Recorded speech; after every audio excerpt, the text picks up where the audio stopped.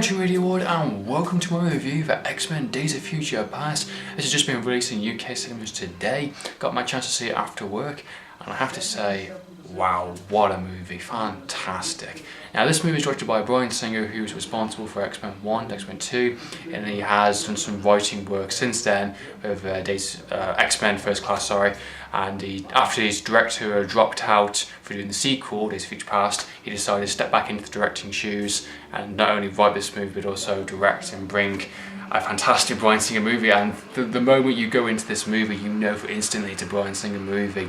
It's just fantastic performances. He really brings out and actually directs and actually manages to capture, you know, the feel of X-Men and do so many cool stuff. You can definitely tell this is his movie for sure.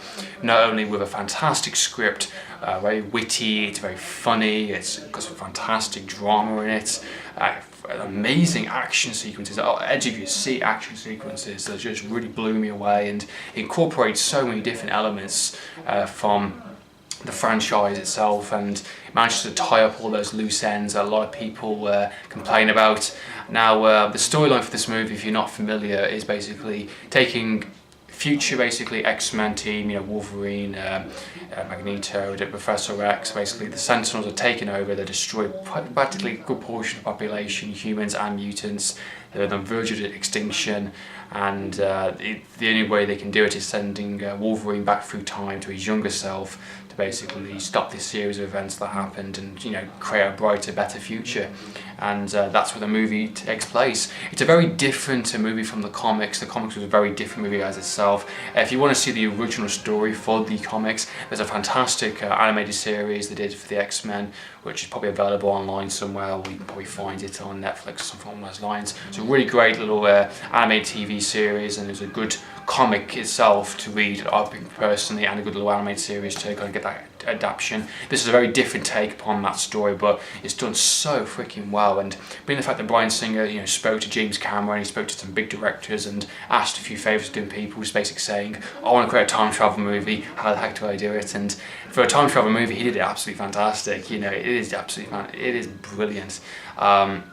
I think it's a really great movie. I really enjoyed it. Not a second of a frame is wasted in this movie for sure. It's a 2 hour and 10 minute movie, and you know, none of it's wasted. It's all gold and it's all relevant. It's all there for the purpose of what it's meant to show and do. And I've been very curious to see an extended version, because I did know they cut out Rogue's future segment scenes, which we're very curious. And you can tell from some of the trailers, there's a few deleted scenes that I noticed, but actually I was genuinely surprised. The actual trailers, being the fact they had 3 trailers in the movie shown beforehand, kind of thing. The last one showed a bit more of Wolverine.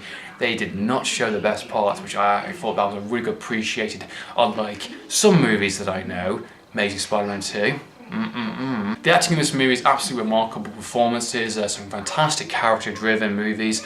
Let's just say, Hugh Jackman Wolverine, for instance. We've had 7 movies with this guy, 7 freaking movies, and yet you still get to find new edges, new areas of the character which I didn't think existed. And he is, again, typical Logan, typical Wolverine, and he just delivers it out the bat. And Hugh Jackman is just so perfect for what I cannot see anyone else playing him. And he did some really great stuff in this movie for sure, in terms of action, drama, character performances, and actually being the guy that actually steps up a little bit and actually tells young Professor, Charles, you are the guy that's going to bring me together. You know, you bring the X-Men together, you help me, I'm going to help you, kind of thing. And I really like some of his character moments for sure, and he had some decent action scenes, definitely for sure. I really appreciate it, and I think it was really funny he incorporated into the original X-Men, we know, seeing a very younger Magneto and a very younger Charles and Beast and things like that. And I think it was really funny how he speak to them, and just some of the lines I thought were absolutely genius, really fantastic. Yeah, you got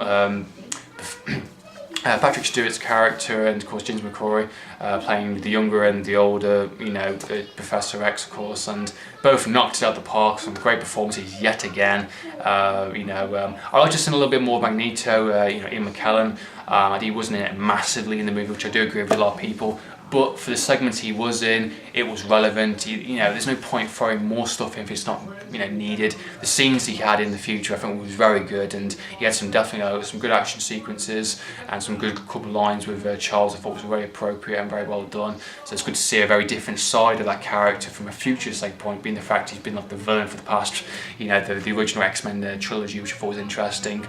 Mainly all the characters are back from, go to Shadowcat, Kitty, of course. She's the one that sends Logan back through time. You got a load of other characters, Bishop, the original guy that went through time in the comics.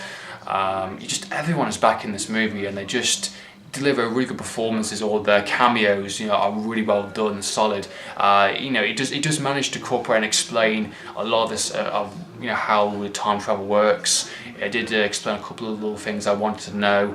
How it links in. Some things are left up in the air, to let you decide, kind of thing like that. Especially some of the events that happened after the Wolverine spin-off. I was curious to see, but they incorporated a lot of the tie-ins and a lot of the lines really well, and it does one of the best things of the entire movie, I think, and actually massively link in all the movies, the original trilogy, the spin-offs, everything, and managed to time in really well and actually do some really fantastic sequences, and especially a really satisfying finale, which X-Men fans will appreciate for sure. Personally, I think the movies are fine. I liked Last Stand. I didn't mind X-Men Origins of Wolverine. They're fine movies for me. I don't think they're absolutely atrociously terrible. But for the people that did, and people that hated those movies, probably like Bryan Singer did, he fixes some of those mistakes and actually does something that I exactly knew what he was going to do, and I'm really happy he did, because that way we've got guaranteed kind of future content with those specific characters, and I'm curious to see if they ever do another future X-Men movie, a modern day one, which I'll be very curious to see how they do. But he definitely fixed a couple of mistakes, and I think he was a really fantastic tie-in to all those movies, and it's just genius, really fantastic genius.